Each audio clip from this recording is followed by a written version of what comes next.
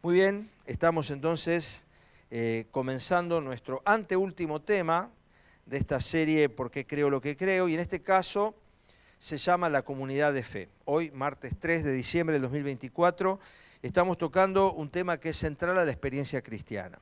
La iglesia, ¿no? ¿Por qué no la llamamos iglesia? Lo decíamos antes de esta grabación un ratito, porque iglesia es un término que se ha ido desvirtuando, ¿no? Al punto que hoy por iglesia se puede entender virtualmente tantas cosas que no tienen nada que ver con la idea central que está en el Nuevo Testamento. Al punto que hay muchas expresiones cristianas que han decidido no utilizar el término iglesia en sus expresiones, ¿no? Y se hacen llamar a sí mismos comunidades o confraternidades, y han cambiado el nombre o hasta lo han transliterado del término griego y se hacen llamar eclesía, porque la palabra iglesia evoca desde un edificio hasta un grupo de personas que sigue al diablo, porque está la iglesia de Satanás. Entonces hay tantas cosas tan diversas que abarca el término que prácticamente puede significar virtualmente cualquier cosa. La iglesia es un misterio. Y eso es lo primero que queremos decir. ¿Qué quiere decir un misterio? Un misterio en la Biblia no es una cosa sombría y oscura, sino que es algo que estaba en el corazón de Dios y que fue revelado en su debido tiempo. Esto lo definimos cuando estudiamos Corintios hace unos meses y el otro año cuando estudiamos Romanos. Misterio es un secreto de Dios que es revelado en un determinado momento. La iglesia no está en el Antiguo Testamento. Cuando nosotros analizamos el Antiguo Testamento, vamos en búsqueda de ¿qué? 1 Corintios 10 dice que las cosas que antes sucedieron para nuestro ejemplo, para que nosotros no cometamos los mismos errores que cometieron en la antigüedad. Es decir, todo el Antiguo Testamento es una fuente de ¿qué? De moral, de ética. ¿Podemos conocer el carácter de Dios a través del Antiguo Testamento? Sí, porque Dios es inmutable, no cambia, pero no vamos a encontrar la vida y los principios que rigen a la iglesia en el Antiguo Testamento. ¿Por qué? Porque la iglesia es un misterio que nace a partir de Hechos capítulo 2, como ahora vamos a ver, ¿no? Acá dice en Efesios 3, 4 y 5, Efesios capítulo 3, versículos 4 y 5, misterio que en otras generaciones no se dio a conocer a los hijos de los hombres, como ahora es revelado a sus santos, apóstoles y profetas por el Espíritu, ¿no? Que son los gentiles coherederos y miembros del mismo cuerpo y copartícipes de la promesa en Cristo Jesús por medio de su Evangelio. Que en otras generaciones, misterio que no se dio a conocer a los hijos de los hombres, ¿no? O sea que la iglesia en el Antiguo Testamento está escondida. Aparecen algunas figuras, aparecen algunas expresiones, pero es algo totalmente extraño, ¿no? Y sobre todo que los gentiles, como dice acá Efesios 3, 6, que los gentiles iban a ser herederos de los judíos y miembros del mismo cuerpo que ellos, coparticipantes de las promesas de Dios. Muy bien, ¿cuál es la primera mención? Y esto es importante entenderlo y lo vamos a leer. Si tienen ahí sus Biblias, vamos a leer en Mateo 16. Es la primera mención que Jesús hace de las únicas tres. En los evangelios hay solo 3 veces que Jesús menciona la palabra iglesia. ¿Y en qué contexto lo menciona? Y acá me voy a detener porque es importante entender en qué contexto Jesús menciona la palabra iglesia. Mateo 16, versículo 13, dice: cuando llegó a la región de Cesarea de Filipo, Jesús preguntó a sus discípulos: ¿quién dice la gente que es el Hijo del Hombre? Le respondieron: unos dicen que Juan el Bautista, otros que Elías y otros que Jeremías o alguno de los profetas. Pero ustedes, ¿quién dicen que soy yo?, preguntó Jesús.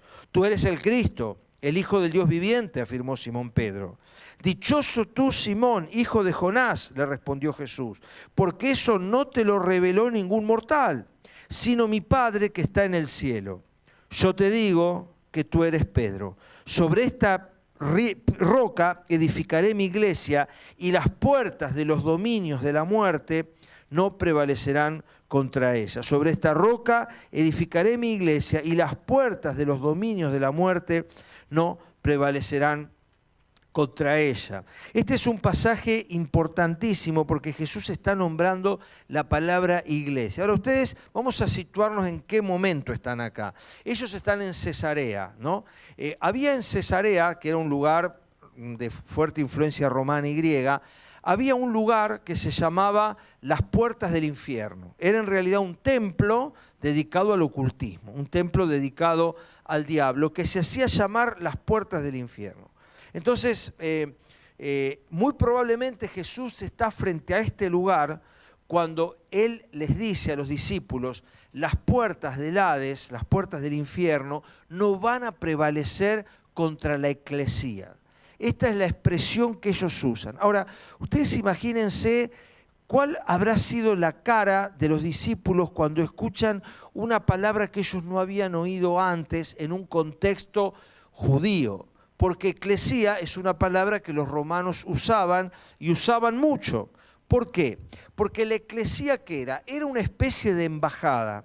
Era un grupo de personas que los romanos, que buscaban colonizar cada lugar que ellos invadían, estaba destinado ese grupo, eclesía, a compartir, eso era una institución, a compartir las características y la cultura del Imperio Romano.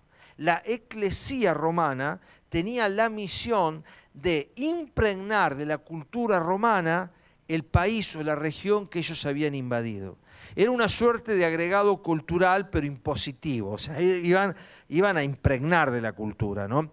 Los romanos te dejaban tener el Dios que vos quisieras, pero lo que tenías que hacer era de a poquito irte impregnando y adoptando la cultura romana. La eclesía era, dentro de la institución romana, la oficina, por decirlo así, que tenía a su cargo la comunicación, la implantación. Hoy serían los que, digamos, los asesores de imagen y de comunicación, ¿no? Los encargados de divulgar las virtudes, entre comillas, del imperio dominante, su cultura, sus creencias, su forma de vida. Entonces, ¿por qué Jesús dice mi eclesía? Por eso dice edificaré mi iglesia. Quiere decir que había otra, justamente esa. Por eso él dice mi iglesia. No dice la iglesia, sino mi iglesia. Porque él dice, yo también quiero formar un grupo de personas que comuniquen las virtudes del reino en la nación extranjera donde van a estar. Esa es mi iglesia. O sea, la iglesia nace con el concepto de ser embajada de reino. Por eso Pablo dice en 2 Corintios capítulo 5 que nosotros somos embajadores en nombre de Cristo. Un embajador, por definición, es alguien que no vive en su país de origen y que está representando a la nación de origen en una nación extranjera. Eso es un embajador. O sea que la eclesía era como una embajada en realidad, una embajada cultural que pretendía llevar esas virtudes. Ahora nosotros, Jesús dice, la eclesía es la que tiene la responsabilidad de compartir en un país extraño, el mundo, las virtudes del reino al cual ellos pertenecen. O sea, en el concepto de Cristo, los integrantes de la iglesia no son de este mundo. Cuando Pilato lo está por matar a Jesús, Jesús le dice, o enviar a la muerte, Jesús le dice, si mi reino fuera de este mundo, mis servidores pelearían por mí, pero mi reino no es de aquí. O sea, el concepto de la iglesia es que es un reino espiritual investido de humanidad para compartir entre sus congéneres las virtudes y las características del reino celestial. Esa es la visión de la iglesia. Y el Señor le dice acá a Pedro que tú eres Pedro y sobre esta roca edificaré mi iglesia. Esto ya lo hablamos alguna vez. Este es un concepto que históricamente se ha hecho pensar que Pedro es el fundamento de la iglesia. Acá hay dos palabras que son distintas y Jesús hace un juego de palabras que no todas las Biblias del castellano las traducen así. Porque Jesús le dice, tú eres Petros, que es una piedra pequeña, y sobre esta roca, Petra, que es una piedra grande, edificaré mi iglesia, ¿no? Quiere decir que vos, Pedro, sos un fundamento, sos una piedra, vas a ser uno de los fundamentos de la iglesia. Pero sobre lo que yo voy a edificar la iglesia no es una persona, sino un concepto. Nunca en la Biblia la palabra roca es asociada a un ser humano. Siempre es un concepto, siempre es Dios. Él es la roca, Jehová es la roca, Jehová es el fundamento, Jehová es el principio, ¿no? En el del Antiguo Testamento. Entonces, Jesús, ¿qué le está diciendo? Pedro, vos sos Petros, pero sobre esta roca, sobre lo que vos acabás de decir, que Jesucristo, tú eres el Cristo, el Hijo del Dios viviente, sobre esta roca edificaré mi iglesia. Más adelante lo vamos a leer en Efesios, donde dice, edificados sobre el fundamento de los apóstoles y profetas, siendo la principal piedra Jesucristo mismo. Pedro mismo dice, Él es la roca que desecharon los edificadores. Tanto Pedro como Pablo, como los escritores del Nuevo Testamento, asocian el concepto de roca a Cristo. El propio Pedro dice, la roca es Cristo. En 1 Corintios 10 dice que la roca era Cristo. La roca siempre es Cristo. La petra es un fundamento eterno. No es una piedra chiquita, es un fundamento. Por eso nunca la iglesia pudo haber estado cimentado, dirigida por un ser humano mortal. ¿Por qué? Porque su origen y su fundamento es celestial. De acá parte el concepto, en realidad católico romano, del fundamento en Pedro como principal de la iglesia. Pedro fue un líder, de hecho fue el Petros, y le dijo Jesús a Pedro, yo te voy a dar las llaves del reino, lo dice acá un poquito más adelante este pasaje. Y de hecho fue así, Pedro fue el primero en predicarle a los judíos y fue el primero en predicarle a los gentiles. Las llaves del reino, el que abrió el reino a la gente. Pedro fue el que abrió el camino a la predicación del Evangelio y Jesús le dio a él esa responsabilidad. Fue el primero a predicar a los judíos, Hechos 2, fue el primero en predicar a los gentiles, Hechos 10. Entonces, Pedro tuvo las llaves del reino, pero esto no significa, como lo dibujan ahí las caricaturas, que Pedro está con la llave para ver quién entra al cielo. No está ahí de guardián de la entrada al cielo. Este es un concepto místico, popular, que nada tiene que ver con la idea. La entrada al reino de los cielos no depende nunca de un hombre. La entrada al reino de los cielos, Jesús dijo, yo soy la puerta, yo soy el camino, nadie viene al Padre sino por mí. Yo soy la puerta, dijo Jesús. El que entre por mí va a encontrar. ¿No? O sea, al reino de los cielos no se accede por el permiso ni por la autorización de ningún ser humano mortal. Se accede a través de la obra que Cristo hizo por nosotros en la cruz del Calvario. La llave significa nada más que Él abrió la puerta. Y de hecho abrió con su predicación del Evangelio la puerta a que 3.000 personas se convirtieran en la primera predicación y después Cornelio, y con eso se abre la puerta a los gentiles al ingreso a la iglesia. Así que por eso me detuve en este pasaje, porque es muy importante entender que la iglesia está fundamentada sobre un concepto. Si nosotros vamos a Efesios capítulo 2, que después lo vamos a leer, pero lo podemos leer de nuevo acá, porque es muy importante que quede en claro este concepto, ¿no? Edificados, Efesios 2:20, edificados sobre el fundamento de los apóstoles y profetas, siendo la principal piedra del ángulo Jesucristo mismo. Jesucristo es la piedra angular, no puede caber ninguna duda de eso. También en 1 Corintios 10 dice que Él es la roca. 1 Corintios 10:4. Todos bebieron la misma bebida espiritual, porque bebían de la roca espiritual que los seguía. Y la roca era Cristo. 1 Corintios 10:4. La roca era Cristo. No cabe ninguna duda de eso, ¿no? 1 Pedro 2:4 dice, acercándoos a Él, piedra viva, desechada ciertamente por los hombres, mas para Dios escogida y preciosa. Y 1 Pedro 2:6 dice, he aquí pongo en Sión la principal piedra del ángulo, escogida, preciosa, y el que creyere en él no será avergonzado. 1 Pedro 2:6. Hay muchos pasajes que demuestran que la roca es Cristo. Quiere decir que es un error conceptual pensar que el fundamento de la iglesia puede ser un ser humano falible. ¿no? Así que la primera mención de la iglesia nos dice algunas cosas importantes. Primero, que está cimentada en Cristo como Salvador y sustentador.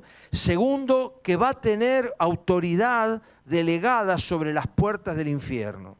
Y esto es muy importante entender, porque cuando Jesús elige hacer la presentación oficial de la iglesia, no dice la iglesia va a llenar estadios, no dice que la iglesia va a tener predicadores que van a aparecer en televisión, no dice que la iglesia va a llegar a los 2.000 millones de miembros como puede quizás llegar hoy en día.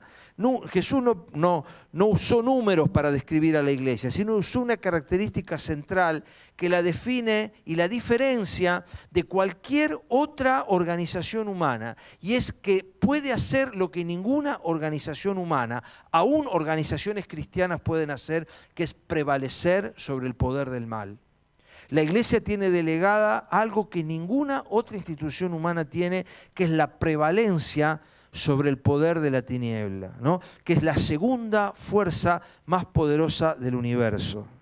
La iglesia tiene autoridad delegada sobre esas puertas. Las puertas en la antigüedad representaban la estructura política. O sea, los ancianos, esto se puede leer en Job, los ancianos, los dirigentes políticos, dirimían las cuestiones de la ciudad en las puertas. Es como si el Consejo Deliberante de Zárate, en lugar de reunirse en su edificio, se reuniera, digamos, en la rotonda, ahí entrando a Zárate. Ahí, en la entrada, se reunía el Consejo Deliberante. Así era antes. A las puertas de la ciudad se reunían los que dirigían. Es decir, las puertas, porque como era el ingreso a la ciudad, era considerado un lugar sumamente importante. Entonces, ahí se daban cita los que dirigían los destinos de una ciudad.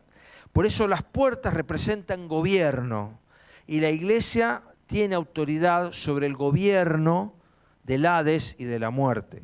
Son características centrales a la vida de la iglesia. Ahora, claro, cuando uno piensa en iglesia, de nuevo, cuando nos encontramos ante esto, es inevitable hacer la asociación. A ver, ¿qué tiene que ver esto con lo que yo he conocido hasta acá? ¿No? Porque ahí empezamos con las luchas conceptuales que tenemos. ¿Cómo nace la iglesia? Vamos al nacimiento de la iglesia.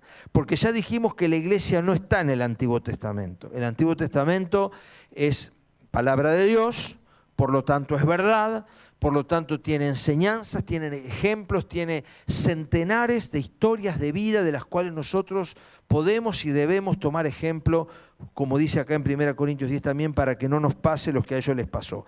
Pero doctrina, funcionamiento, vida y propósito de la iglesia se encuentra en el Nuevo Testamento. Ni siquiera en los evangelios. Ni siquiera en los evangelios. ¿Por qué? Porque, y esto voy a hacer un énfasis mayor el martes que viene, los evangelios corresponden a Antiguo Testamento. Aunque la localización en la Biblia los pone justamente empezando el Nuevo Testamento, técnicamente el Nuevo Testamento empieza en Hechos capítulo 2. Ahí empieza el Nuevo Testamento. ¿Por qué? Porque ahí nace la iglesia. Jesús muere bajo la ley. Jesús muere bajo la ley. Jesús es crucificado bajo la ley, no bajo la gracia, ¿no? Entonces nosotros tenemos que entender que todo lo que Jesús habló, si bien por supuesto es el fundamento espiritual y moral de nuestro carácter y nuestra forma de vida, nosotros debemos entender que Jesús habla a un pueblo judío. Es más, él mismo dijo, no soy llamado sino a las ovejas perdidas de la casa de Israel. Jesús habla a un pueblo judío. Sus interlocutores son judíos, teológicamente está en un contexto judío, y por lo tanto las enseñanzas que Jesús da son esencialmente de carácter, espirituales, morales, pero muchas de las cosas que Jesús enseñó, por ejemplo, el sermón profético, por ejemplo, otras enseñanzas de Jesús, tienen que ver más con el pueblo judío que con la iglesia. Y esto no significa que no utilicemos los evangelios, claramente. De hecho, está lleno de ejemplos y de enseñanzas. Pero nosotros debemos entender que la iglesia nace donde ahora vamos a leer, en Hechos capítulo 2. Pero vamos a leer primero en Hechos capítulo 1, versículo 4. Hechos 1, 4 dice: una vez, mientras Jesús comía con ellos, les ordenó, ya estaba resucitado Jesús y comía con ellos: no se alejen de Jerusalén, sino esperen la promesa del Padre, de la cual les he hablado. Juan bautizó con agua, pero dentro de pocos días ustedes serán bautizados con el Espíritu Santo. Entonces los que estaban reunidos con él preguntaron: Señor, ¿es ahora cuando vas a restablecer el reino de Israel? Y acá hago un paréntesis. Yo como comunicador en lugar de Jesús, realmente me tiro del puente si después, y habiendo muerto y resucitado, mis íntimos, o sea, mis sucesores, mis líderes, me hacen esta pregunta. Entonces, no entendieron nada, no, entendieron todo, porque Jesús no les habló de la iglesia. Jesús siempre habló del reino de Dios y del reino de los cielos. Y aunque a ellos les entró bastante conflicto el tema de que Jesús muriera, porque ahí entró en conflicto, nosotros, los de Emaús decían, nosotros creíamos que Él era el que iba a restituir el reino de Israel. Lo dicen los discípulos de Emaús, Lucas 24. Y eran de los íntimos. Porque Jesús no les habló de iglesia, les habló de principios de vida, les habló de principios transformadores, les habló del Espíritu Santo, les habló del reino de Dios, les habló del carácter, les habló de lo que debían cambiar.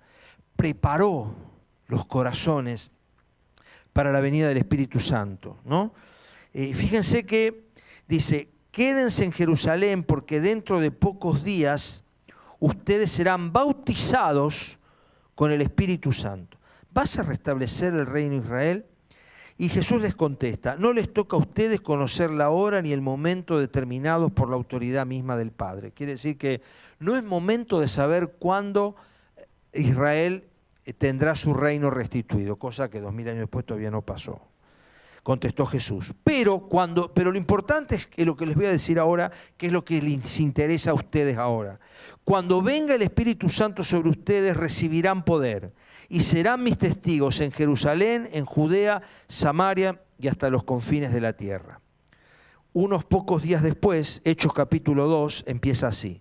Cuando llegó el día de Pentecostés, estaban todos unánimes juntos o todos juntos en el mismo lugar. 120 muertos de miedo, sin saber lo que tenían que hacer, desorientados, no sabían para dónde ir, no entendían lo que había pasado. Jesús fue arrebatado, no tenían GPS. Jesús lo único que les dijo es que se quedaran ahí y esperaran. Era toda la ordenanza que tenían. Así que ellos estaban absolutamente desconcertados en lo que tenían que hacer. Esto demuestra que realmente Jesús no fue su intención ni su propósito hablarles de la iglesia, ni siquiera a sus íntimos. Jesús les reveló todo otro montón de cosas a ellos que después adquirirían lustre e importancia cuando viniera el Espíritu Santo. Cosa que ocurre acá en Hechos 2. Esperen la promesa del Padre. Les había dicho Jesús, de la cual les he hablado. Capítulo 2 de Hechos, versículo 1. Cuando llegó el día de Pentecostés, estaban todos juntos en el mismo lugar. De repente vino del cielo un ruido como una violenta ráfaga de viento y llenó toda la casa donde estaban reunidos. Aparecieron entonces unas lenguas como de fuego que se repartieron y se posaron sobre cada uno de ellos. Todos ellos fueron llenos del Espíritu Santo y comenzaron a hablar en diferentes lenguas según el Espíritu les concedía expresarse. Ya he hablado otras veces y lo vuelvo a repetir acá porque tiene sentido. Jesús muere en Pascua. Por eso los judíos desde hace de 2000 años antes de Cristo, no tanto, 1500 años antes de Cristo, ellos anticipaban la muerte de Jesús matando un corderito el día 14 de Nisán, que es la Pascua, el Pesaj, que significa pasar, porque el ángel destructor, al ver la sangre en el dintel, pasaba y no mataba al primogénito. Ese es el concepto de Pascua, Pesaj, pasar. Pero es la sangre en la puerta lo que libra a los que vivían adentro, la sangre del Cordero inocente que libra de la muerte a los que vivían adentro. Ahí está la figura de la Pascua que preanuncia 1500 años lo que realmente iba a pasar. Por eso Jesús muere en Pascua, porque Él es el Cordero de Dios que quita el pecado del mundo, como lo anunció Juan el Bautista. Por eso muere en Pascua. Pero la cosecha del trabajo de Cristo es en la fiesta de las cosechas, es en Pentecostés. Los judíos tenían Pascuas, panes sin levadura, porque representaba la vida santa que vendría después de la Pascua. Primicias, que es la resurrección de Cristo, todo eso estaba muy pegadita a esa fiesta, que era la presentación de la primera espiga de trigo al sacerdote. Vos tenías un campo, ni bien se ponía madura la primera espiga, se la tenías que llevar al sacerdote. Y eso era una fiesta en Israel, la fiesta que se llamaba de las primicias. En 1 Corintios dice, Cristo las primicias. 1 Corintios 15, que lo vamos a estudiar un poquito más de nuevo el martes que viene. Cristo las primicias, luego nosotros. Cristo las primicias. 50 días después de la Pascua, exactamente 7 semanas, 50 días después de la Pascua, porque Pascua era sábado y no siempre caía en sábado, pero en este caso había sido así. 50 días después de la Pascua era Pentecostés, que era la fiesta de las cosechas. Era otra fiesta donde toda la cosecha era levantada. Y ahí también había una nueva fiesta, de donde tenían que venir de todos lados a Jerusalén a celebrar la fiesta de las cosechas. Por eso en Hechos 2 había gente de todos lados, porque los judíos tenían que venir a Jerusalén a celebrar la fiesta. Y en Pentecostés desciende el Espíritu Santo porque es la cosecha de la obra de Cristo. 3.000 espigas por la muerte de una espiga.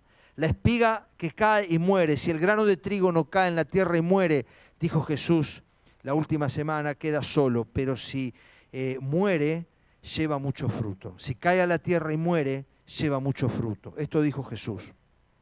Ese fruto somos nosotros. Es la iglesia que nace en Hechos capítulo 2. Todos fueron llenos del Espíritu Santo. Este es el bautismo. Lo dijo en Hechos capítulo 1, lo leímos hace unos minutos.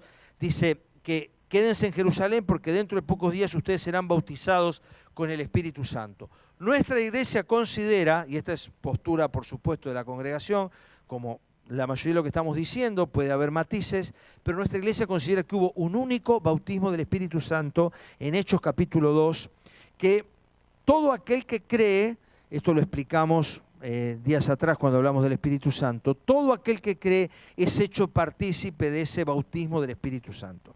Hay confesiones, y en algún sentido es entendible, que hablan de múltiples bautismos del Espíritu Santo. Nosotros creemos que el Espíritu Santo puede venir, reavivar y manifestarse en cualquier cristiano en cualquier momento. Algunas expresiones cristianas lo llaman bautismo, nosotros lo llamamos derramamiento del Espíritu, lo llamamos avivamiento.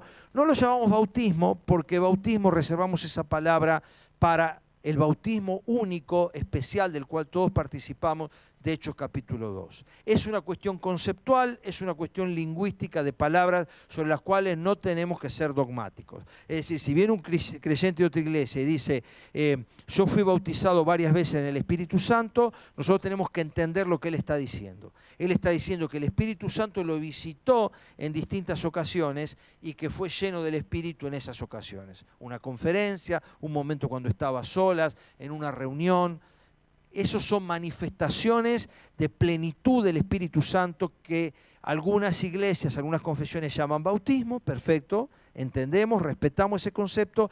Nosotros, nuestra congregación reserva la palabra bautismo del Espíritu Santo a ese momento único e irrepetible en que se fundó la iglesia en Hechos capítulo 2. Todo cristiano, toda persona que acepta a Cristo como Salvador es hecho partícipe de ese bautismo del Espíritu, ¿no? Así que cuando yo creo en Cristo, si nosotros vamos que ya lo hemos leído, pero lo vamos a leer de nuevo, Efesios capítulo 1, hay varios pasajes que respaldan esto, no es el tema de hoy, pero Efesios capítulo 1 dice así, Efesios 1:13, en él también vosotros, habiendo oído la palabra de verdad, yo escucho al que predica el Evangelio de vuestra salvación, y habiendo creído en él, o sea, habiendo creído, sois sellado con el Espíritu Santo de la promesa.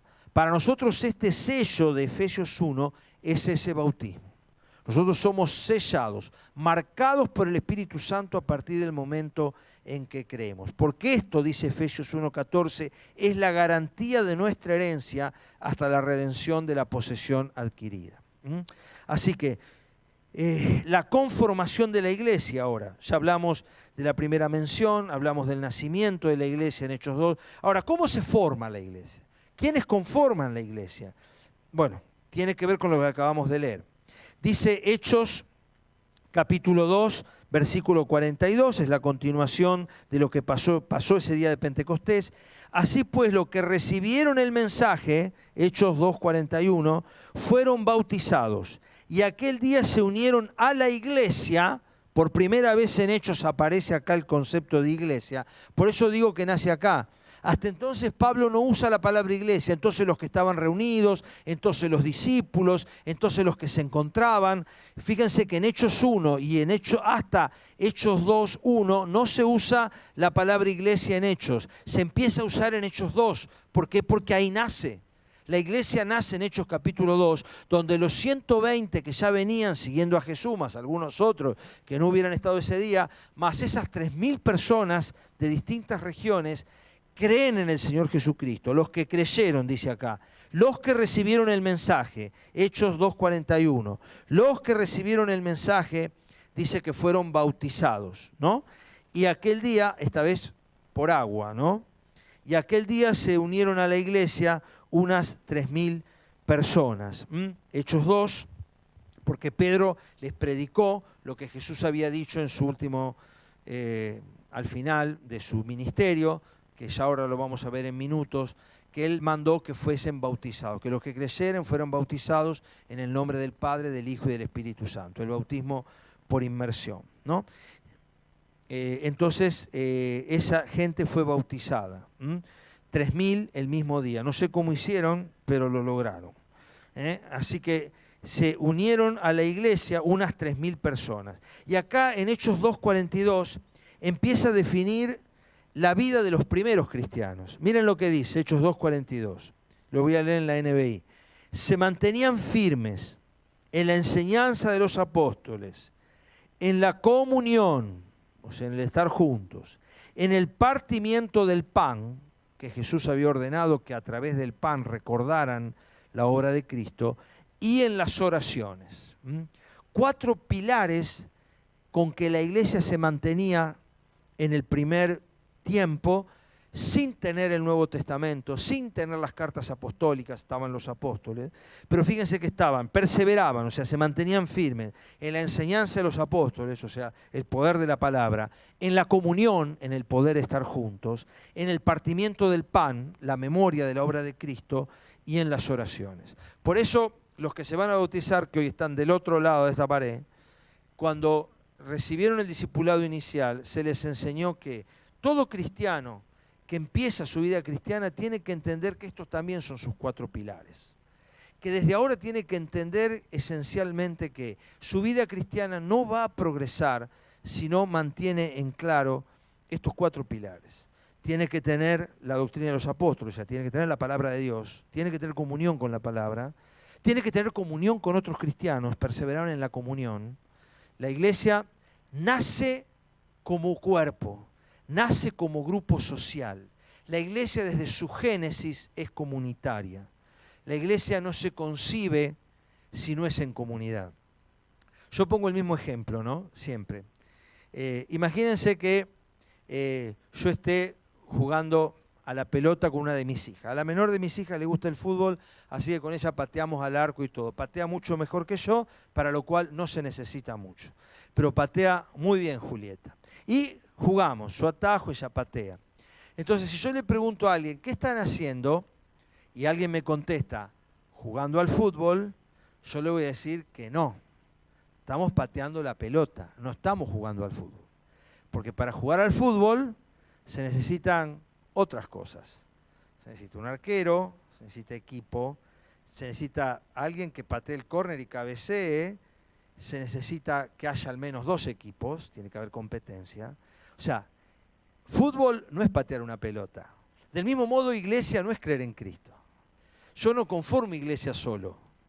Pertenezco a la iglesia, pero no estoy viviendo iglesia. ¿Quiénes pertenecen entonces a la iglesia? Todo aquel que ha creído en Cristo. Lo leímos en Efesios capítulo 2.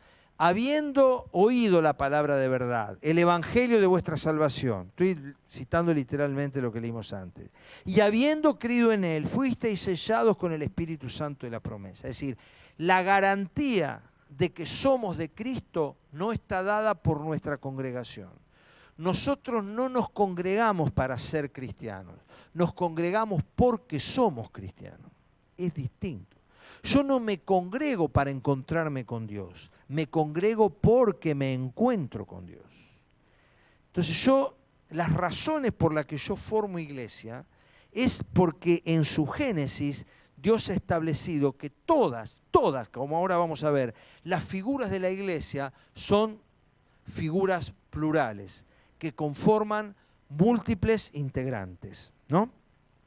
Así que todos los creyentes estaban juntos, dice Hechos 2:44. Estoy siguiendo la lectura de Hechos 2. Todos los creyentes estaban juntos, otro concepto de unidad. Tenían todo en común, vendían sus propiedades y posesiones y compartían sus bienes entre sí según la necesidad de cada uno. Lógicamente, esta era una experiencia propia y característica de la iglesia del primer tiempo. Nunca en las cartas apostólicas parece que necesariamente haya que hacer esto, a menos que alguna circunstancia extrema lo exija. Pero fíjense que dice el 46, no dejaban de reunirse unánimes en el templo ni un solo día. De casa en casa partían el pan y compartían la comida con alegría y generosidad, alabando a Dios y disfrutando de la estimación general del pueblo. Y cada día el Señor añadía al grupo los que iban siendo salvos, ¿no? Esta era la experiencia de la iglesia primitiva, de la iglesia original, de una iglesia que tenía una fuerte vivencia en el Espíritu Santo. Normalmente toda iglesia que inicia experimenta mucho de esto. Nosotros lo vivimos también. Cuando en los primeros años uno experimenta esto, las cosas en común, un fervor, no es que después no haya que tenerlo, después hay que hacer el esfuerzo para lograrlo. En la primera etapa es espontáneo, ¿no? Las iglesias nacientes tienden a experimentar esto, un gran deseo de compartir, una gran ganas de estar juntos, un deseo de verse permanentemente, una gran alegría, un entusiasmo gozoso, un gozo por la presencia del Espíritu, un deseo de aprender, un deseo de alabar. Esto se caracteriza en toda iglesia naciente, ¿no? Es lo que Efesios, en Apocalipsis 2, el Espíritu le reclama a Éfeso, que has perdido el primer amor. Habían perdido esa experiencia gozosa que debe caracterizar a la iglesia de todos los momentos, pero que es propia y natural y espontánea en una iglesia naciente, ¿no? Como era la iglesia de Jerusalén. Ahora, ¿quiénes conformaban esta iglesia? Fíjense en Efesios capítulo 2, versículo 14, dice, porque Cristo es nuestra paz, que de los dos pueblos se ha hecho uno solo, derribando mediante su sacrificio el muro de enemistad que nos separaba. Anuló la ley con sus mandamientos y requisitos. Esto lo hizo para crear en sí mismo, estoy leyendo Hechos 2:15, una nueva humanidad al hacer la paz, para reconciliar con Dios a ambos, o sea, judíos y gentiles, en un solo cuerpo mediante la cruz, por lo cual dio muerte a la enemistad. Él vino y proclamó paz, Jesús, a ustedes que estaban lejos, es decir, los gentiles, y paz a los que estaban cerca, es decir, los judíos, pues por medio de él tenemos acceso al Padre por un mismo espíritu. La iglesia está conformada por toda persona, independientemente de su condición, independientemente de su realidad, independientemente de su historia, independientemente de su edad, independientemente de su procedencia, independientemente de sus pecados, que haya decidido entregar su vida a Cristo y lo haya aceptado como Señor y Salvador de su vida. Así que la iglesia es un cuerpo místico. La iglesia no tiene una expresión externa única. ninguna denominación, ninguna congregación puede atribuirse, nosotros somos la iglesia. La iglesia verdadera de Jesucristo no tiene una única expresión denominacional, ni siquiera tiene una única expresión, porque hay cristianos que no congregan y son iglesia, y hay personas que asisten a nuestras reuniones y no son cristianos, y no son iglesia. O sea, venir a una iglesia no implica que yo permanezca en la iglesia. ¿Por qué? Porque venir a la iglesia es un concepto erróneo. Nosotros no venimos a una iglesia porque la iglesia son las personas. Esto lo enseñamos hasta el infinito, pero cuesta sacarlo de la cabeza porque la iglesia en el concepto popular es un lugar, no es un grupo humano. Y por lo tanto nosotros vamos a la iglesia. En realidad nosotros no, los domingos a las 10 de la mañana no vamos a la iglesia. Vamos con la iglesia a Moreno 50, que es distinto. Y esto se nos tiene que meter en la cabeza a nosotros. Porque el concepto de iglesia no tiene una expresión física única. Porque hay personas que no asisten a ninguna reunión y son iglesia. Y hay personas que asisten a todas las reuniones y no son iglesia. Porque lo que determina que yo sea iglesia está dado por cómo mi corazón está. Si mi vida ya fue entregada a Cristo como Señor y Salvador, Efesios capítulo 2 y 1.000.000 de pasajes más, que demuestran que la persona que ha entregado su vida a Cristo es hija de Dios. Romanos 8, el Espíritu mismo da testimonio a nuestro espíritu de que somos hijos de Dios. O sea, el ser hijo de Dios es lo que me hace a mí pertenecer a la iglesia. Muy bien. Ahora vamos a ver algunas figuras de la iglesia para que vean que todas son plurales, salvo algún caso aislado. Primera de Pedro 2:9. Ustedes son, dice Pedro, esta es la identidad de la iglesia, son linaje escogido, quiere decir, un linaje es una descendencia escogida. ¿Por qué? Porque somos escogidos en Cristo. Un real sacerdocio. La iglesia está conformada por sacerdotes. A partir de la Reforma del siglo XVI, uno de los grandes conceptos que recupera la Reforma es el sacerdocio universal del creyente. Con el paso de los siglos, la primera iglesia empezó a identificar especialistas. Como la iglesia se había vuelto social, había un montón de gente que en realidad no tenía una experiencia personal con Cristo. Y otros sí. Entonces empezaron a reconocerse autoridades dentro de la iglesia que son los que se llamaron sacerdotes. Entonces, contrariamente al espíritu de la Escritura, la iglesia empezó a tener clérigos y laicos. Esta distinción no es bíblica.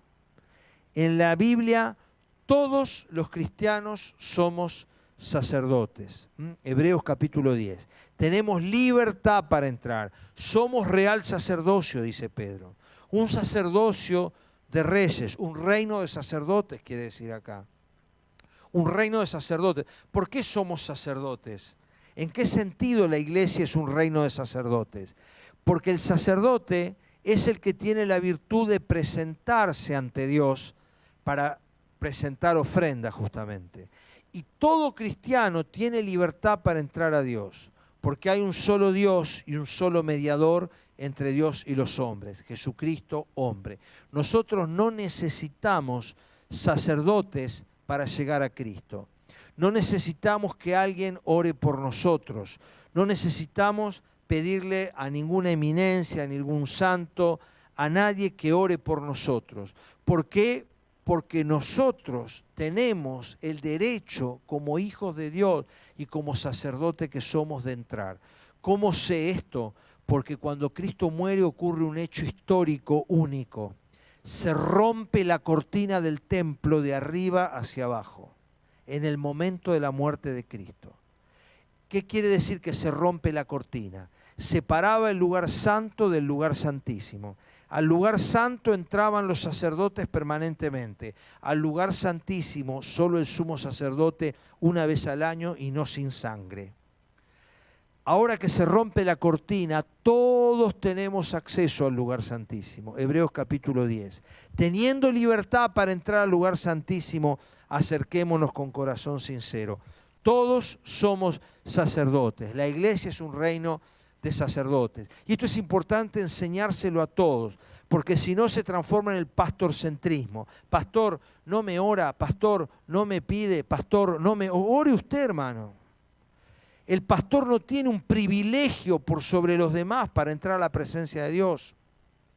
No hay un solo pasaje en el Nuevo Testamento que diga que hay personas VIP que tienen un acceso VIP a Dios.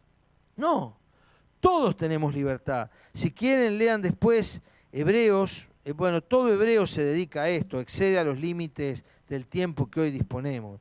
Pero Hebreos capítulo 10 dice, Hebreos 10, 19. Así que hermanos, fíjese que le está hablando a los hermanos, teniendo libertad, Hebreos 10, 19 estoy leyendo, para entrar en el lugar santísimo, por la sangre de Jesucristo, por el camino nuevo y vivo que Él nos abrió a través de su propia humanidad, a través del velo, esto es de su carne, y teniendo un gran sacerdote, uno solo, un gran sacerdote sobre la casa de Dios, acerquémonos con corazón sincero, en plena certidumbre de fe, purificados los corazones de mala conciencia y lavados los cuerpos con agua pura. Acerquémonos, acerquémonos, tenemos libertad, lo dice acá, teniendo libertad para entrar. Entonces, enseñemos, proclamemos, practiquemos este derecho grandioso. El sacerdocio universal del creyente fue una de las banderas principales de la reforma evangélica del siglo XVI. Todo cristiano es un sacerdote. Todo cristiano tiene que tener acceso a la Biblia. Todo cristiano tiene que tener acceso a la... Claro, se costó con sangre esto, ¿no? Esta es la versión Reina Valera, Casiodoro de Reina. Por traducir la Biblia al castellano desde el alemán fue quemado en la hoguera. ¿Por quiénes? ¿Por los paganos? No, por los cristianos. Los cristianos impidieron que los cristianos leyeran la Biblia en su idioma original. No es cuestión de tirar piedras y mugre a la iglesia histórica, sino entender que la iglesia ha sobrevivido, como alguna vez escuché, con los cristianos, sin los cristianos y a pesar de los cristianos. La iglesia ha sobrevivido, porque los cristianos son los que más hemos hecho para destruir a la iglesia, porque la iglesia ha sido perseguida por la iglesia. Paradójicamente, la iglesia ha sido perseguida por la iglesia. Y hubo siglos donde nadie persiguió tanto a los cristianos como la iglesia. Terrible historia hay en nuestra historia. Porque no nos olvidemos que hasta Lutero había una única iglesia. Así que no hay que decir, porque los católicos en la Inquisición. No, en ese momento éramos todos. No había católicos y protestantes, eran los católicos. Era la única iglesia.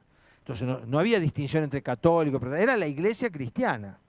Entonces toda la iglesia es responsable de haber matado a gente como Casiodoro de Reina y miles más en la hoguera, ¿no? Y de mil maneras horribles por considerar un montón de cosas que detuvo el avance, no solo de la iglesia, el avance de la humanidad. La iglesia detuvo el avance de la humanidad durante siglos. Así como ahora trata de detener esta locura, en algún momento frenó los avances legítimos. Ahora está tratando de detener avances que son totalmente perjudiciales para la sociedad. La iglesia es una nación santa, no porque sea impecable, porque santo no quiere decir impecable, sino apartado. Es una nación apartada con una misión. Yo te aparto para vos con una misión. Es como si de un grupo de alumnos de una escuela, yo aparto a 4 o 5 para que vayan a limpiar el salón. Están apartados con una misión. Eso quiere decir santo. Dios ha apartado un pueblo con una misión. Tenemos un linaje escogido porque todos somos hijos de Dios. No hay mejor linaje que ese. ¿Quién puede arrogarse un mejor linaje real que descender de Dios? Un real sacerdocio, somos un reino de sacerdotes, porque tenemos libertad para entrar. Una nación santa, porque hemos sido apartados, un pueblo apartado con una misión. Y un pueblo adquirido, dice acá, pueblo adquirido por Dios para que anuncien las virtudes. Y una de las maravillas que tiene la iglesia como pueblo es que la iglesia es la única institución capaz de permear absolutamente todos los estratos sociales, socioeconómicos, culturales y sociopolíticos del mundo. No existe absolutamente ninguna otra entidad humana que sea capaz de hacer esto. La iglesia ha logrado permear los sistemas y los logra todavía, ¿no? Lo está logrando, lo sigue logrando, porque hoy también hay sistemas herméticos, ¿no? Bajo nombres ficticios y con identidad reservada, miles de cristianos arriesgan la vida a las 24 horas para llevar al evangelio a pueblos restringidos, ¿no? Pero la iglesia logra llegar donde no llega absolutamente nadie. La iglesia es la única institución donde pueden sentarse en una misma mesa el empresario más encumbrado del mundo y el mendigo que acaba de pasar. Y es la única institución humana donde el mendigo ministra al empresario, porque si ese mendigo ya aceptó a Cristo y ese empresario no, él lo puede llevar a Cristo al empresario, como pasó con Carlos Anacondia, un empresario que recibe a Cristo por un hermanito sencillo, común y corriente, y se transforma en uno de los evangelistas más prolíficos en la historia evangélica argentina. La iglesia logra llegar a donde no llega nadie. La iglesia puede estar en un monobloc, puede trasponer el muro de hierro. La iglesia penetró y la iglesia más grande del mundo está en un país restringido, como es China. La iglesia más grande del mundo es la iglesia subterránea en China. Es la iglesia más numerosa del mundo y está en un país restringido, ¿no? Ni que hablar en países musulmanes. La iglesia ha permeado absolutamente todos los estratos sociales. La iglesia ha permitido el diálogo entre comunidades que serían imposible que dialogaran entre sí. La iglesia frenó del gran derramamiento de sangre que hubo como consecuencia de la Revolución Francesa. Historiadores aún no cristianos establecen que el avivamiento metodista del siglo XVIII o XVIII evitó que el derramamiento de sangre que fue la Revolución Francesa ocurriera en Inglaterra. ¿Por qué? Porque la iglesia estaba representada en la Cámara de los Lores y en la Cámara de los Comunes. La iglesia estaba representada en la alta dirigencia y en el campesino más sencillo. Y ellos hicieron de buffer, de amortiguador, y ese baño de sangre llevó a que Inglaterra se transformara en una democracia, o mejor dicho, en una monarquía constitucional, una monarquía, como se dice, parlamentaria, sin pasar por el baño de sangre que fue la Revolución Francesa. Y la iglesia ha temperado cambios, ha logrado cosas extraordinarias, así como también ha producido masacres en nombre de Cristo, como fue la colonización de América. Contraluces de un pueblo que no siempre entendió para qué estaba. Dice Efesios capítulo 1, versículo 22, otra figura de la iglesia, la cual es su cuerpo. La iglesia es cuerpo de Cristo, corpus Christi, cuerpo de Cristo. ¿Por qué es cuerpo de Cristo? Porque hay una cabeza, dice Efesios 1, 22. Dios sometió todas las cosas al dominio de Cristo y lo dio como cabeza sobre todas las cosas a la iglesia. Esta es su cuerpo, la plenitud de aquel que todo lo llena en todo. Cuerpo, porque del mismo modo que mi cuerpo tiene millones y millones de células que responden a una única cabeza, así también la iglesia tiene millones y millones y millones de seres que responden a una única cabeza. Dice Efesios también 2:19. Ustedes ya no son extraños ni extranjeros, sino conciudadanos del pueblo elegido y miembros de la familia de Dios. La iglesia, otro concepto, otra figura que simboliza la iglesia es familia. O sea, hablamos de linaje escogido, real sacerdocio, nación santa, pueblo adquirido, cuerpo de Cristo, familia de Dios. ¿Por qué? Porque somos hermanos, porque tenemos un padre, porque tenemos un hermano mayor, porque tenemos un mismo espíritu, una misma herencia, un mismo linaje. Somos familia de Dios. Pero también somos campo de cultivo de Dios. 1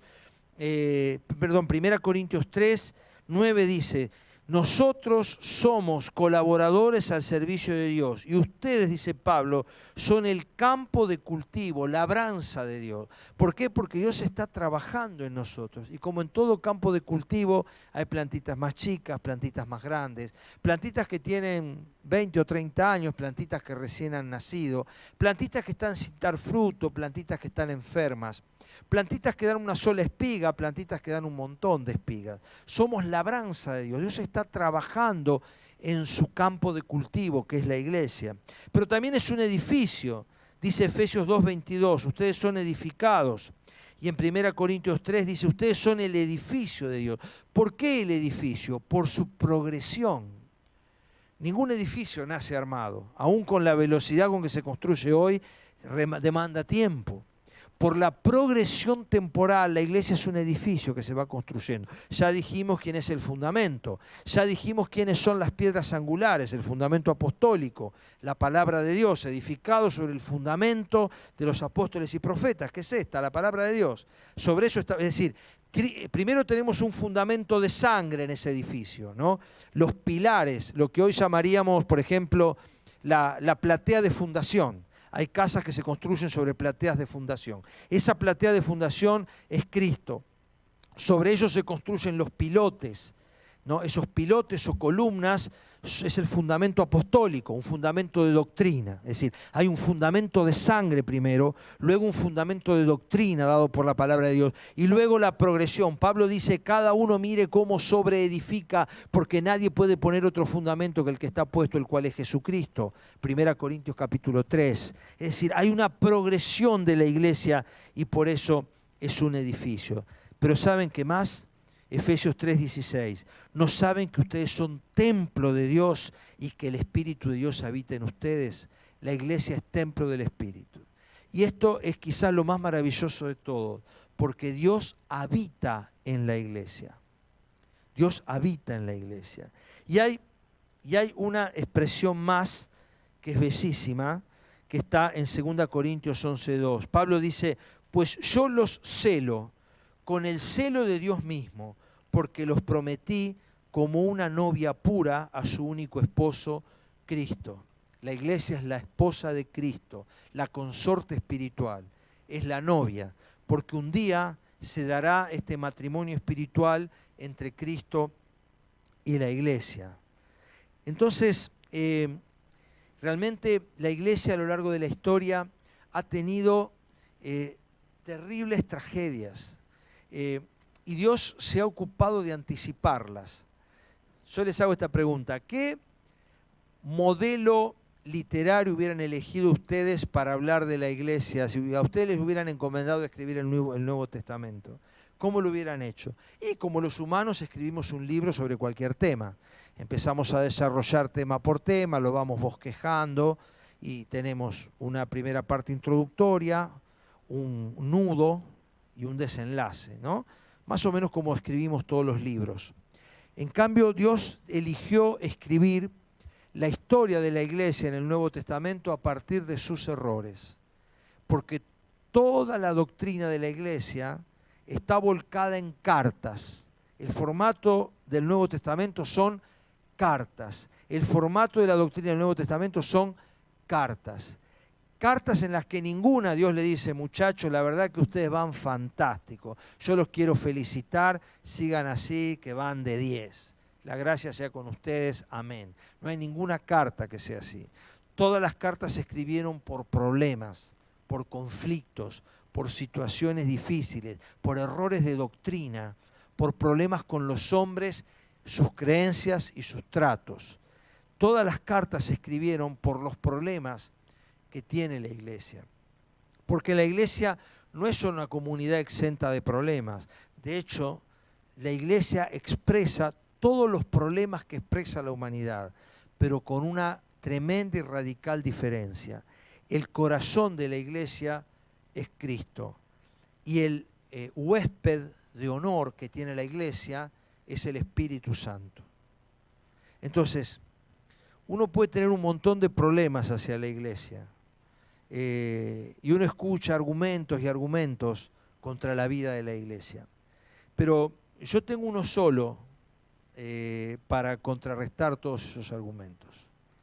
Hay una sola cosa en el Nuevo Testamento que dice que Cristo ama. Dice la Biblia, porque Cristo amó a la iglesia y se entregó a sí mismo por ella. Ahora, si yo me creo más santo que Cristo y no puedo amar lo que Cristo ama, es mi problema. Pero Cristo amó a la iglesia. Y les puedo asegurar que Cristo sabe lo peor que hay en mí, mucho más que lo que yo mismo sé de mí. Y a pesar de eso me ama. Y a pesar de eso, Cristo ama a la iglesia. Y por lo tanto, mi responsabilidad es amar lo que Cristo ama. Por eso, trabajo para la iglesia.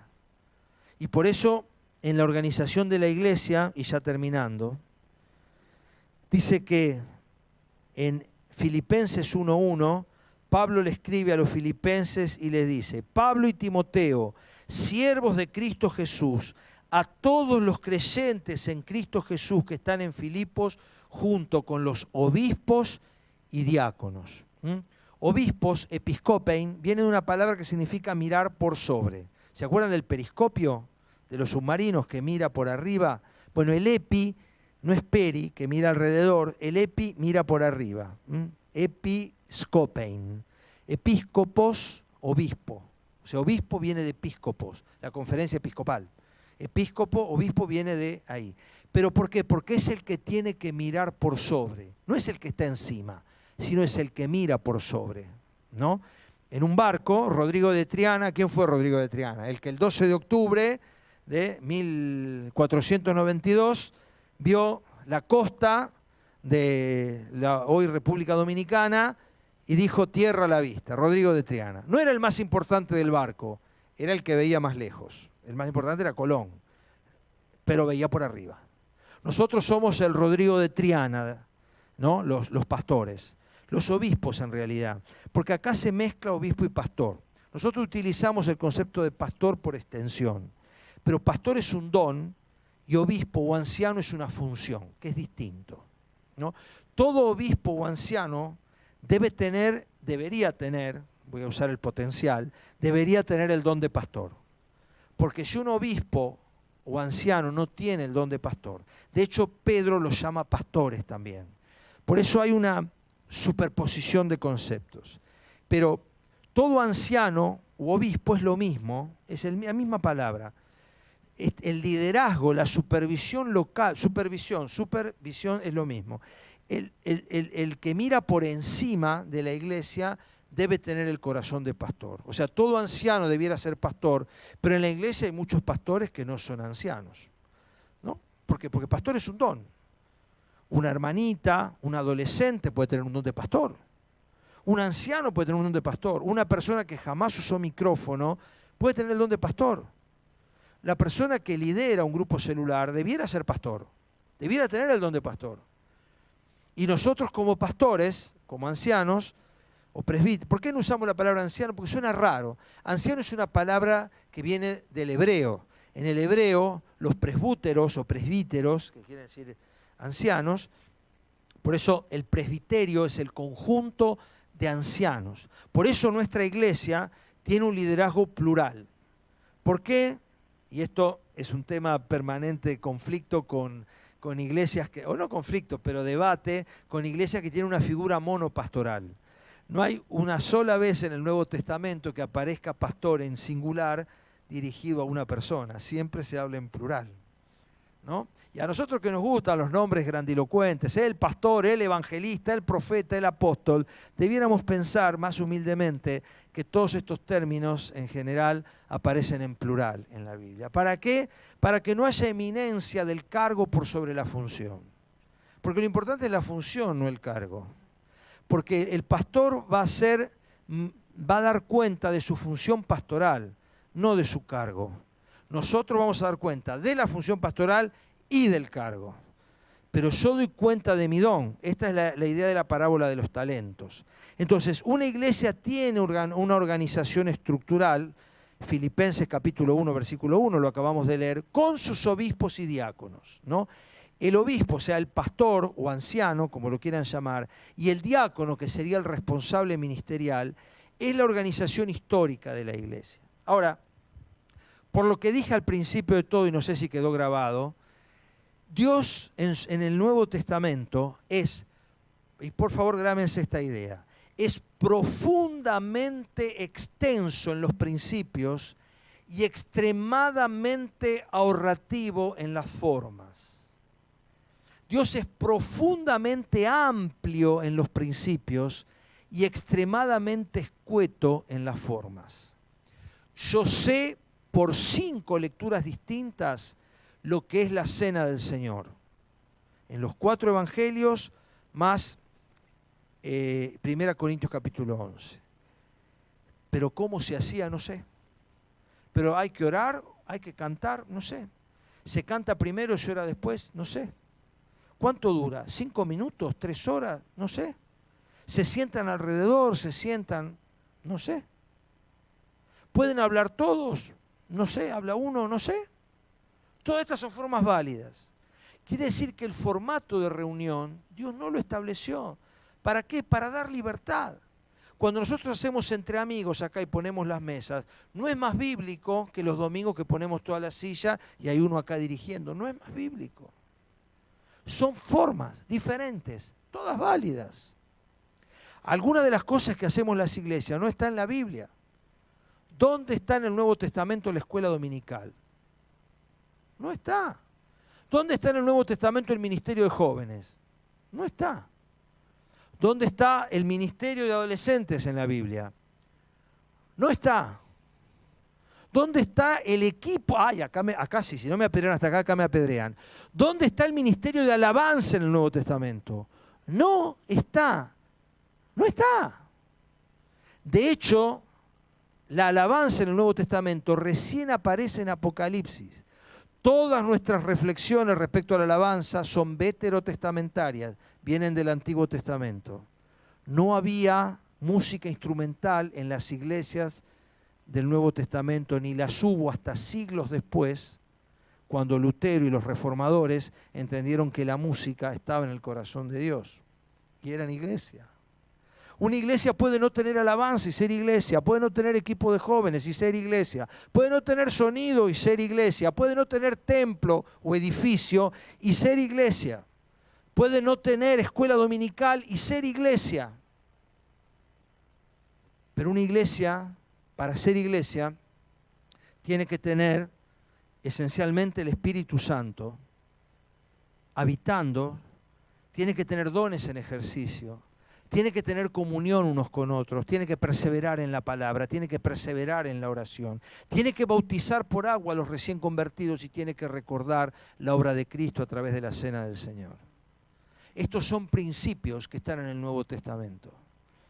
Y por lo tanto nosotros tenemos que ser amplios.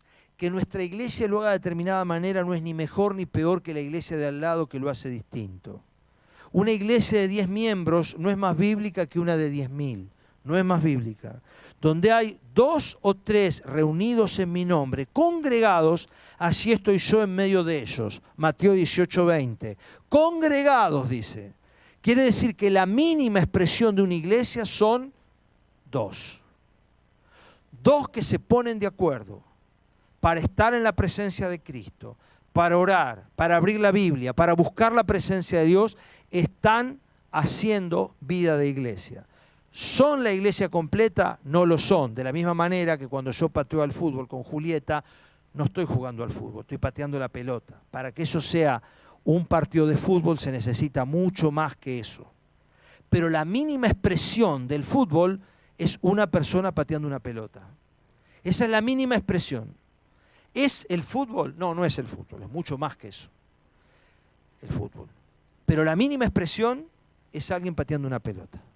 La mínima expresión de la iglesia son 2 personas, no que están tomando un café y hablando de colapinto, son 2 personas que se juntan para abrir la Biblia, orar, buscar la presencia de Dios, bendecirse la una a la otra, recordar la cena del Señor, partían el pan en las casas. O sea, ¿cada cuánto hay que celebrar la cena del Señor? No lo dice la Biblia. Ah, pero en mi iglesia lo hacen una vez al año. Bueno, En mi iglesia lo hacen todos los días. Acá en el Nuevo Testamento se hacía todos los días. Después se hizo cada primer día de la semana. Después se hacía el domingo. Y después se hace cada cual uno quiere. Acá hay iglesias en Zárate que la hacen todos los domingos. Hay iglesias que la hacen una vez al año. Nosotros lo hacemos una vez al mes. Pero a veces lo hemos hecho cada 15 días. Quiere decir que las formas de la iglesia son variables. Los principios son eternos. Hay diversidad de formas y de estructuras.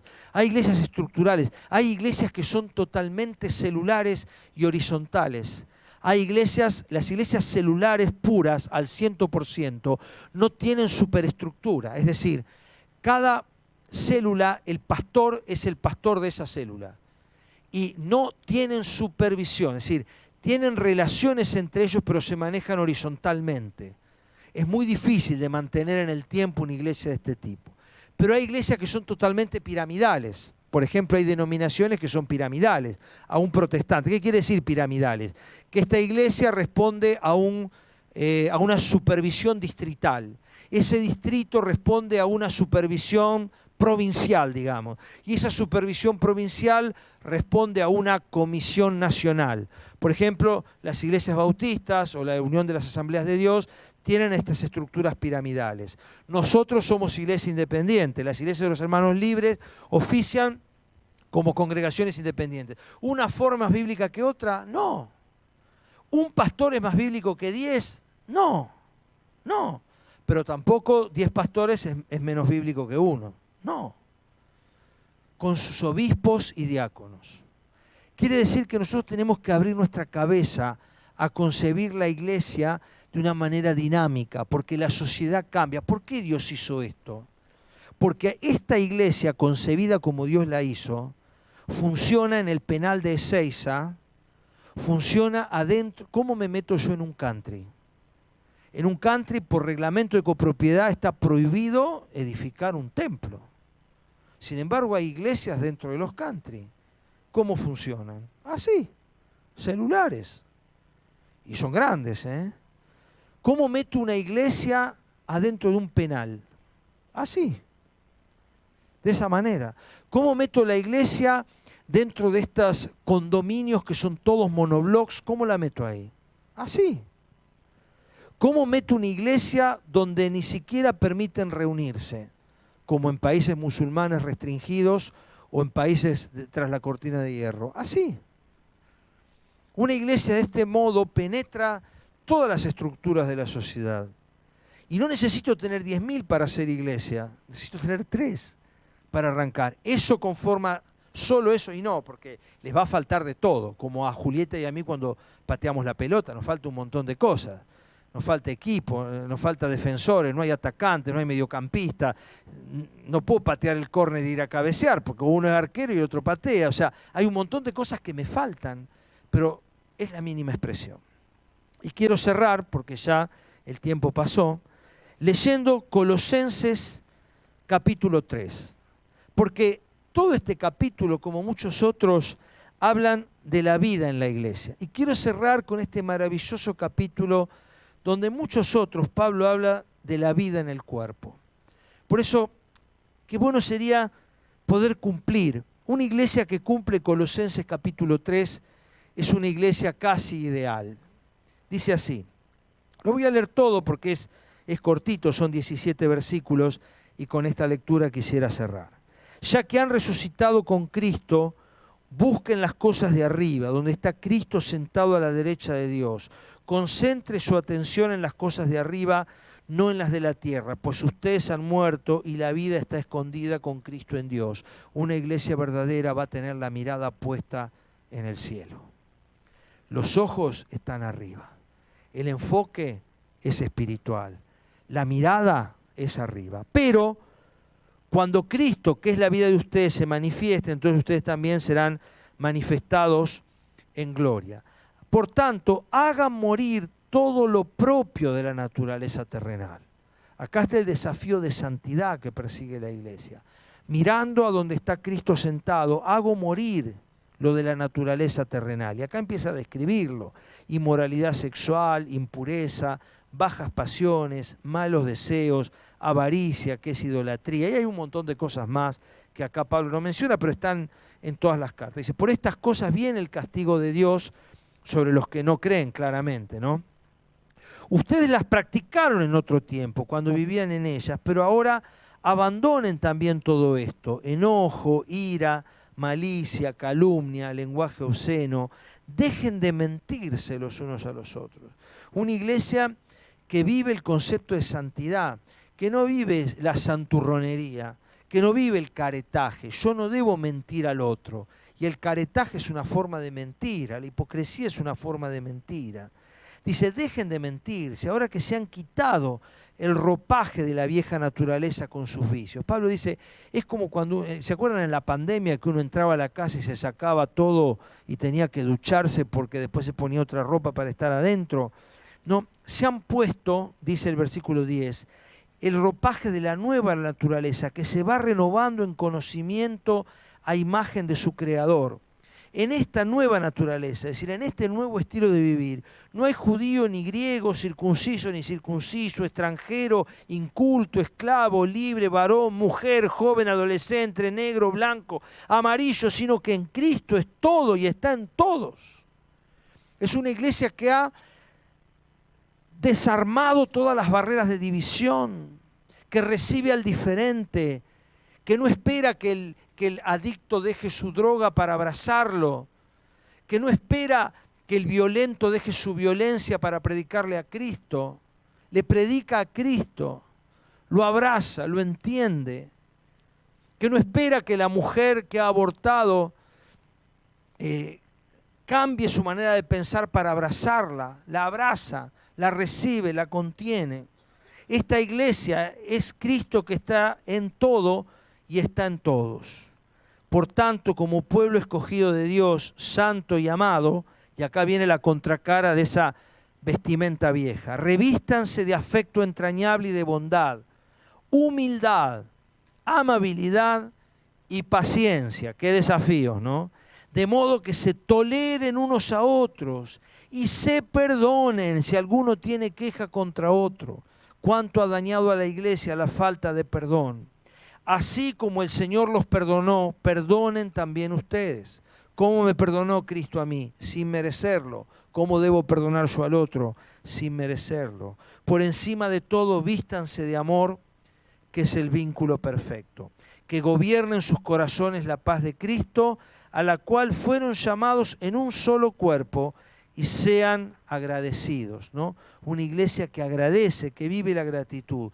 Que habite en ustedes la palabra de Cristo, una iglesia que vive la palabra de Dios, que busca la palabra de Dios con toda su riqueza. Instrúyanse y aconséjense unos a otros, ¿no? Es transversal, no uno solo que enseña como se supone que estoy haciendo ahora, sino que la enseñanza es transversal. Yo le comparto a Miguel, Miguel me enseña a mí, yo le comparto a Aldo, Aldo me enseña a mí. Todos nos enseñamos unos a otros. Hablen, canten salmos, porque el hecho de que no hubiera instrumento no significa que no hubiera alabanza. Canten salmos, himnos, canciones espirituales a Dios con gratitud de corazón, ¿no? La alabanza sí estuvo presente, aunque no había un ministerio de alabanza. Y todo lo que hagan, de palabra o de obra, háganlo en el nombre del Señor Jesús, dando gracias a Dios el Padre por medio de Él. Una iglesia que es capaz de cumplir estos principios eternos es una iglesia que está cumpliendo su misión, ¿no? Una misión que es la continuación de Cristo, la obra de Cristo en la tierra. Vayan y hagan discípulos a todas las naciones, bautizándolos en el nombre del Padre, del Hijo y del Espíritu Santo, enseñándoles a obedecer todo lo que les he mandado, y les aseguro que estaré con ustedes siempre hasta el fin del mundo. La iglesia tiene la continuación de la misión de Cristo. Me ha ungido Dios porque el Espíritu Santo está sobre mí, dijo Jesús, para anunciar buenas nuevas a los pobres, proclamar libertad a los cautivos, dar vista a los ciegos, poner en libertad a los oprimidos, a pregonar el año del favor del Señor. Así Jesús presentó en sociedad la misión que Él tenía, y nosotros somos continuadores de esa misión. Jesús dijo, y este es el último versículo, Juan 14:12, en verdad les digo, el que cree en mí, Las obras que yo hago, Él las hará también. Y aún mayores que estas hará, porque yo voy al Padre. ¿Cuántas personas llevó Jesús a Cristo durante su ministerio? Lo repito. ¿Cuántas personas llevó Jesús a Cristo en su ministerio? Por lo que dicen las Escrituras en 1 Corintios 15, alrededor de 500 o alguna más. Sin temor a equivocarme, solo en la tarde del día de hoy, en el mundo, miles de personas han venido a Cristo. Es decir, la iglesia imperfecta, pecadora, transgresora, que ha lastimado el corazón de Dios, que ha apartado a tantas personas a lo largo de la historia, en esta sola tarde del 3 de diciembre ha llevado más personas a Cristo que el propio Cristo, abriendo mares, calmando tempestades y resucitando muertos. Por eso, mayores obras que haréis, porque yo voy al Padre. Yo no me voy a quedar acá, dijo Jesús. Por eso somos Corpus Christi, somos cuerpo de Cristo. Cristo tardó 4 días en llegar a donde está un enfermo. Hoy, si yo necesito que un hermano vaya en Tucumán a una congregación, es cuestión de levantar el teléfono y decirle vaya ahí. La iglesia es ubicua, está esparcida a lo largo y a lo ancho del mundo. Y tenemos una misión, que es expresar a Cristo. Vayan y hagan discípulos a todas las naciones. Discípulos no míos, discípulos no del pastor, discípulos no de la iglesia, sino discípulos de Cristo. La misión de la iglesia nos supera a nosotros mismos, pero no hay ninguna otra institución humana que haya logrado avanzar en todos los estratos, en todas las culturas, en todas las realidades socioeconómicas, en todos los problemas, como lo ha logrado la todavía muy imperfecta Iglesia Viva de Jesús, a quien el Señor ama de tal manera que dio su vida por ella. Vamos a orar. Señor, gracias porque somos parte de esta iglesia, no de esta congregación local, sino de ese grupo de redimidos que ha entendido cabalmente que Jesucristo derramó la sangre para que nosotros fuéramos salvos y pudiéramos vivir una eternidad contigo. Señor, ayúdanos a amar la iglesia, así como Cristo la amó y se entregó. Que nosotros podamos expresar ese amor hacia el hermano, los unos a los otros, como leíamos en Colosenses. Señor, que esta expresión del amor de Cristo se prodigue hacia todos y cada uno de los prójimos que nos rodean en nuestra realidad diaria, y que podamos disfrutar la comunión mutua, perdonándonos nuestras ofensas, sometiéndonos los unos a los otros en amor, guardándonos unos a los otros, hablando en amor, bendiciéndonos unos a otros, así como Cristo nos bendijo primero a nosotros. Señor, ayúdanos a ser mejor iglesia cada día. Estamos muy lejos del modelo de Cristo, pero queremos, Señor, en el Espíritu Santo, cada día despojarnos de lo que nos sirve como congregación para poder ser fieles en la misión que todavía nos resta hasta que Jesús vuelva. Señor, te alabamos y te bendecimos. Guárdanos a cada uno, Señor, en el nombre de Jesús. Amén. Amén. Muy bien, hermanos, hoy me fui un cachito más, 10 minutos más de la hora, pero también arrancamos un poquito más tarde. Que Dios les bendiga, reflexionen, ahí tienen los apuntes. Y quiero despedirme de los que han estado soportando hasta acá la grabación, y quiero realmente que vos también, que estás escuchando o viendo esto, puedas crecer en tu conocimiento de la novia de Cristo.